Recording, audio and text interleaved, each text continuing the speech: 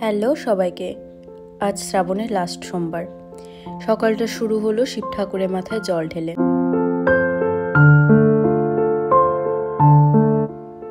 অনেক দিন ধরেই ভাবছিলাম একটু মন্দির যাব, কিন্তু যাওয়া হচ্ছিল না। তো আজকে লাস্ট সোমবার, তাই মা বললো যে আজকে সকাল সকাল স্নান করে রেডি হয়ে নিতে। তাই ঝটাফট জামা কাপড় বের করে রেডি হয়ে নিলাম। কিন্তু মা পরে বলল ওই সাদা কুর্তি বাদ দিয়ে এই কালারের কুর্তিটা পরতে, তাই এটা পরে নিলাম।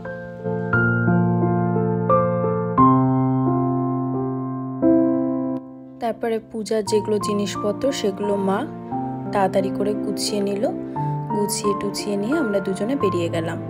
প্রথমে বাড়ির সামনে মন্দির, ছিন্নমস্তা মন্দির আছে, সেই মন্দিরে গিয়ে মাকে আর শিব ঠাকুরকে পূজা দিব। প্রত্যেক বছর শিবরাত্রিতে এই মন্দিরে বাৎসরিক পূজা হয়। তারপরে শিব ঠাকুরের মাথায় জল ঢেলে পূজা কমপ্লিট করে আমি আর মা যাব এবার মটর কালীবাড়ির মন্দিরে।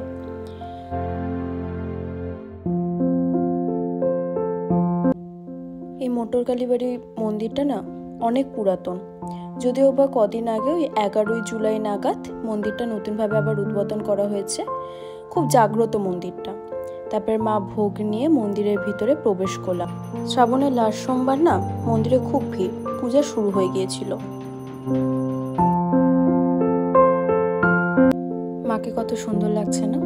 তারপরে শিব মন্দিরে পুজো দিয়ে দুজনে মন্দির থেকে বেরিয়ে গেলাম। মন্দির থেকে বেরিয়ে আগের পুরাতন মন্দিরটা একটু ঘুরে দেখলাম।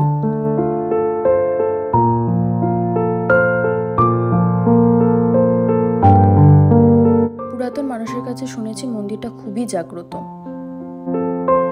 তারপরে অমরনাথে চলে আসলাম। অমরনাথে পূজা কমপ্লিট হয়ে একটা দাদা ছিল, দাদাটাকে বললাম টিপ পরিয়ে দিতে।